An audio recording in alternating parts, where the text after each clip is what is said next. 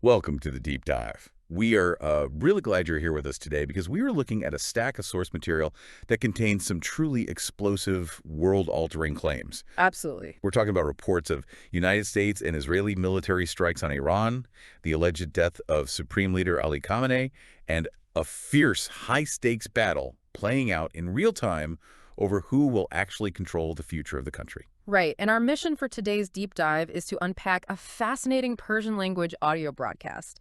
It features in-depth interviews with two specific figures, Ms. Sara Fallah and Mr. Kazem Kazerounian. Yeah. And what we're going to do today is dissect the geopolitical narratives they present, look at the intensely competing plans for Iran's future, and really get into the intricate mechanical details of how opposition movements structure their blueprints for power. Right. But before we jump into the deep end here, Yeah. we really need to pause for a very crucial disclaimer. Because this source material contains highly politically charged content regarding regime change, foreign military intervention, and deeply divided Iranian factions. Very true. So we want to make something absolutely clear to you, the listener. We are not taking any sides here, nor are we endorsing the viewpoints of the speakers in the source material. Our sole purpose today is to impartially report and unpack the ideas, claims, and narratives exactly as they're presented in this specific broadcast. We're simply here to help you understand the arguments being made. Yeah, that is a very important point to keep in mind as we navigate all this. As for our roadmap today, we're going to start by looking at this massive military escalation and the tragic civilian toll that comes with it. Then, we'll examine a highly specific blueprint for the future proposed by a group called the National Council of Resistance of Iran, or the NCRI. Okay. And finally, we will explore their fierce critique of a rival opposition figure, Reza Pahlavi. All right, so let's get into it.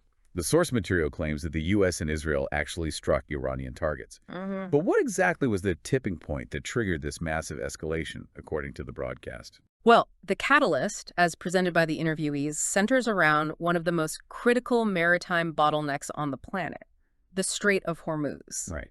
The broadcast claims that the Iranian regime attempted to completely close the strait.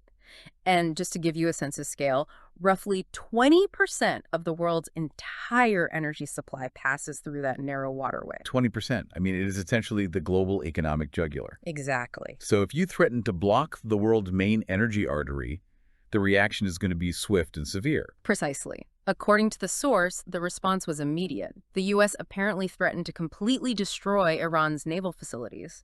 The broadcast also notes that President Trump allegedly announced military escorts and provided military insurance for commercial ships trying to navigate through the region. But the speakers in the broadcast, they don't view this isolated incident at the strait as the whole story, do they? Yeah. They paint a much broader picture of why this confrontation was, well, inevitable. They absolutely do. The narrative they're pushing here contextualizes these military strikes as the ultimate culmination of decades of regime provocation. Yeah. They paint a picture of 47 years of brutal internal suppression. But internationally, they point to the regime actively funding proxy groups in Yemen, Iraq, Syria, and Lebanon. Specifically focusing on Hezbollah, right? Right, exactly. Yeah. They also highlight a long history of assassinations abroad, bringing up targeted figures like Dr. Kazem Rajavi. And it goes beyond the Middle East, too. The broadcast claims the regime has essentially been acting as the head of the snake in global conflicts. They point specifically to the use of Iranian drones in the war in Ukraine, as well as accusing them of being the primary instigators behind the recent 12-day war in Gaza. Exactly. But while we have this massive conventional military escalation at the Strait of Hormuz, the broadcast suggests the regime's endgame is actually much quieter and much more dangerous. They point to a missing 400 kilograms of uranium. Wow, right, the nuclear aspect. This is where the narrative really sharpens its teeth. The speakers argue that the regime has historically used diplomatic negotiations dating all the way back to the Obama era purely as a smokescreen. Yeah. The claim is that they never actually sought a diplomatic resolution. They just used the talks to buy time, to enrich that uranium, and rapidly advance their ballistic missile programs. Which brings us to the actual physical confrontation detailed in the source and a highly memorable detail about a specific compound. A week before these foreign military strikes allegedly happened, the broadcast claims an internal Iranian resistance group known as the Rebellion Units, or Kanun-Hay-Shareshi. Okay. They launched a massive coordinated attack on a highly secure fortress located on Pasture Street in Tehran. And the name they use for this compound is incredibly striking. They refer to it as Beit al-Ankabut, which translates to the spider's web. The spider's web, yeah. The way the source describes the attack on this spider's web is just incredibly cinematic. We're not talking about a subtle infiltration here. They detail a highly organized, daring raid carried out by 250 youth. And the broadcast specifically notes that many of these attackers were young women riding motorcycles. It really is a striking image, but the source is also very clear about the human cost of an operation like this. Right. According to the broadcast, while 150 of those youth returned safely to their bases, 100 of them were either arrested or killed in the raid.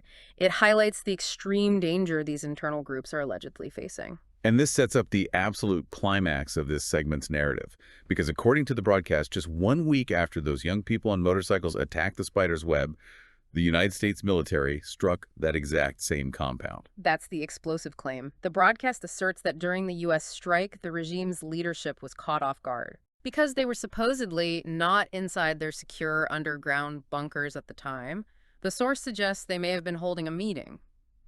Supreme Leader Ali Khamenei and numerous top commanders of the Islamic Revolutionary Guard Corps, the IRGC, were allegedly killed in the blast. And the speakers in the broadcast literally congratulate each other on this alleged event. They view the removal of the regime's top brass as a monumental victory. But then there's this really complex emotional pivot in the conversation. Yes. Despite their obvious celebration over the alleged decapitation of the regime's leadership, the speakers express a heavy, profound sorrow for the civilian casualties caught in the crossfire of these foreign strikes. Yeah, that really stood out to me. They specifically mentioned innocent people and a primary school that was hit in the bombings.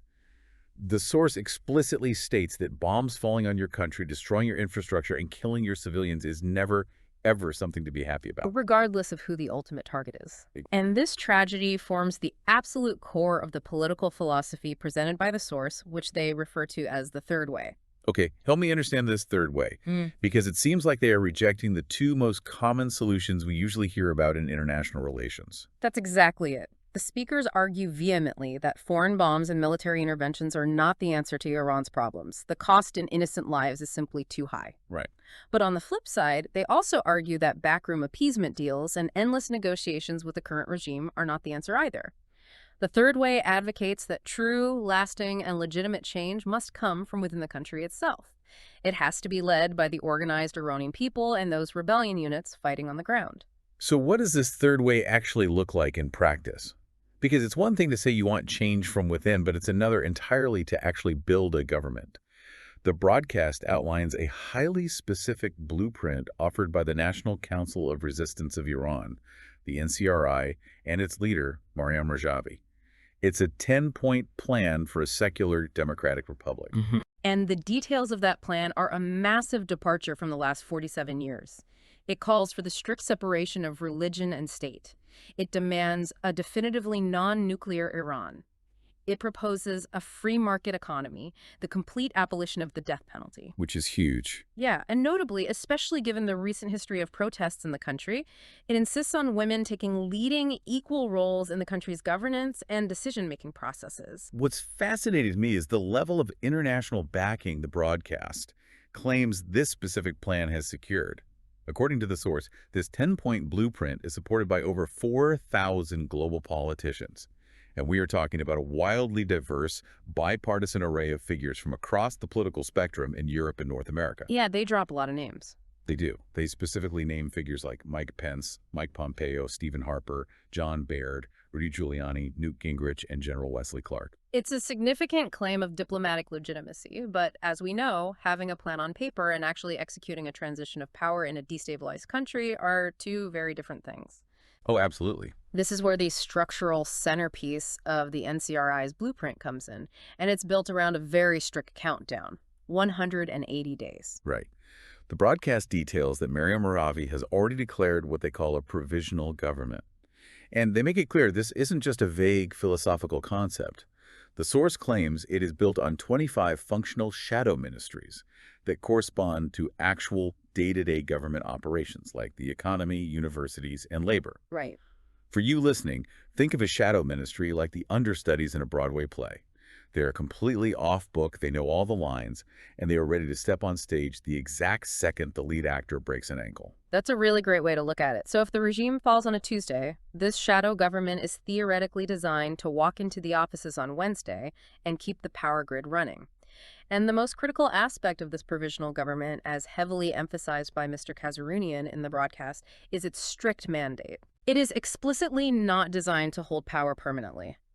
Its sole, unalterable purpose is to manage the country's transition for exactly 6 months, 180 days, and not a single day more. And what happens on day 181? After that 6-month period, the source states that power must be handed over to a freely elected constituent assembly. For context, a constituent assembly is basically a group of representatives elected by the public specifically to draft a new constitution and write the rules of the game for the new democracy. Just imagine the logistics of that for a second. Put yourself in that position. Think about the absolute nightmare of taking over an entire country's infrastructure after almost half a century of authoritarian rule. It's staggering. It is. The source emphasizes that in a vacuum like that, you can't just rely on what they call gray figures, essentially corrupt officials from the old regime who suddenly flip their allegiances at the last minute just to save their jobs. You need clean-handed specialists who are ready to step in, maintain security, and keep the economy from collapsing from day one without resorting to the old regime's oppressive tactics. And this anxiety over how a transition is handled raises a very important historical comparison in the broadcast. The speakers recall the era of Dr. Mohammad Mossadegh. To briefly ground that for you, Mossadegh was Iran's democratically elected prime minister back in the early 1950s before he was ousted in a coup. The broadcast uses his era as the ultimate cautionary tale. Yeah, they mention a really tragic, vivid detail about Dr. Hossein Fatemi, who was Mossadegh's foreign minister. The source notes he was allegedly executed by the Shah's regime while suffering from a 41-degree fever. It's a brutal image, and the speakers use this specific history to underscore their absolute refusal to let the country slide back into either a religious dictatorship or a monarchical dictatorship. They are drawing a hard line in the sand. Which brings us to the fierce war of narratives playing out in the second half of the source material. While the NCRI claims to have this airtight, democratic 6-month blueprint, the broadcast launches a blistering, unyielding critique against another prominent opposition figure vying for influence, Reza Pahlavi. The son of the former Shah who was overthrown in the 1979 revolution. Exactly. The language they use to describe him is incredibly sharp. The broadcast claims it is frankly shameful that an Iranian who claims to want leadership would allegedly ask foreign powers to bomb their own country just to pave the way to install him as a leader. They essentially accuse Pahlavi of wanting to return the country to a dictatorship, mirroring his father's era, but the broadcast goes beyond just historical grievances. They level very specific contemporary accusations regarding his proposed policies for a new Iran. Right. They claim he actually wants to rely on the very same IRGC forces that currently oppress the people to maintain control once he's in power. Yeah. The source throws out a massive number, mentioning a figure of 160,000 IRGC members that Pahlavi allegedly plans to utilize. They also accuse him of a history of suppressing ethnic minorities, specifically pointing out that he allegedly called Kurdish groups separatists and even threatened to use the army against them. To back up this intense critique, the speakers in the broadcast analyze a very specific document. They look at a 152-page transition plan proposed by Pahlavi's camp, which the interviewees refer to dismissively as the emergency booklet. And they absolutely tear this booklet apart. On a surface level, they mock it for having incredibly poor grammar, suggesting it was hastily thrown together, which honestly adds a bit of dark comedy to the situation. It does. The source basically says if you're going to write a 152-page blueprint to take over an entire nation, you might want to run spell check first. But underneath the grammar jokes, they highlight what they claim is a deeply, inherently authoritarian structure hidden within its pages. This is where we really see the clash of philosophies. If we contrast the timelines of the two blueprints as presented in the source, the differences are stark. Unlike the NCRI's strict 6-month handoff we just talked about, Pahlavi's plan allegedly installs him with the title of leader of the national uprising before any democratic elections ever take place. So it's not a government in waiting, it's a leader in waiting. And the timeline itself is wildly different. The transition period in Pahlavi's booklet is reportedly set for 18 to 36 months. That's up to 3.5 years. And the source points out a deeply concerning clause that allegedly allows this transition period to be infinitely extended if the leader deems it necessary. To use an analogy, it's the difference between hiring a contractor to quickly fix your roof and leave versus a contractor who moves into your spare bedroom for 3 years, tells you he's the new head of the household, and says he'll move out whenever he feels the house is ready. That's a perfect analogy. Yeah. Exactly. So what does this actually mean for the balance of power during that 3.5-year period? Well, the broadcast details claims that Pahlavi's plan allows him to single-handedly appoint the heads of the executive, legislative, and judicial branches. Wow. Instead of a free parliament elected by the people, the booklet allegedly proposes an appointed council called the Mehestan, whose members are, again, chosen by the leader. And the security apparatus proposed in the booklet is what the source finds most alarming. The broadcast claims the document outlines the implementation of immediate martial law in 20 cities from day one. Day one? Yeah. It allegedly includes vague provisions for targeted arrests and completely omits any guarantees regarding the freedom of current political prisoners or the abolition of the death penalty. So essentially what they're saying is this isn't a blueprint for a transition to democracy. It's a blueprint for a new security state. That is the exact argument the interviewees are making. However, the broadcast does highlight a significant glimmer of unity amidst all this political division. The source notes that recently 5 to 8 major Kurdish political groups have formed a new, unified alliance. And according to the speakers, this Kurdish alliance aligns closely with the democratic values proposed by the NCRI.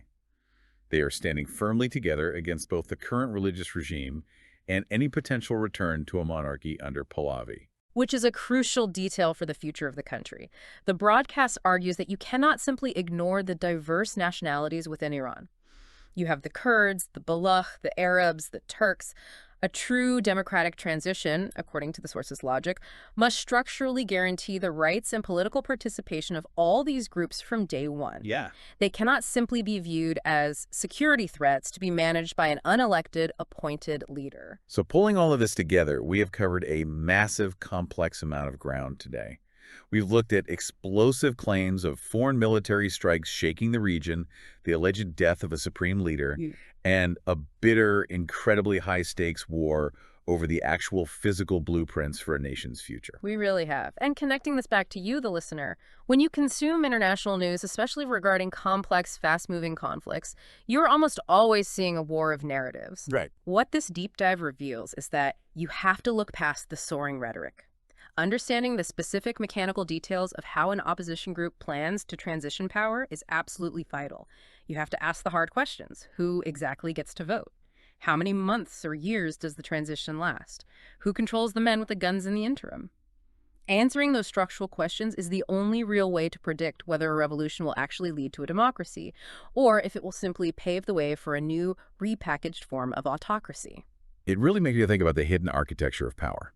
And I want to leave you with a final thought to mull over, building on what we've unpacked from the sources today. The source material places a massive, non-negotiable importance on a strict 6-month countdown to elections, contrasting it very sharply with a 3.5-year transitional period. It makes you wonder, throughout global history, is there a mathematical point of no return for provisional governments? If an unelected transition government holds onto power for too long in the name of maintaining stability or managing an emergency, at what exact quantifiable point does that temporary transition simply become the new permanent dictatorship? A very profound question to consider the next time you hear a political group promise you freedom eventually. Thank you so much for joining us on this deep dive into the sources. Keep questioning the narratives, keep looking closely at the blueprints behind the headlines, and we'll see you next time.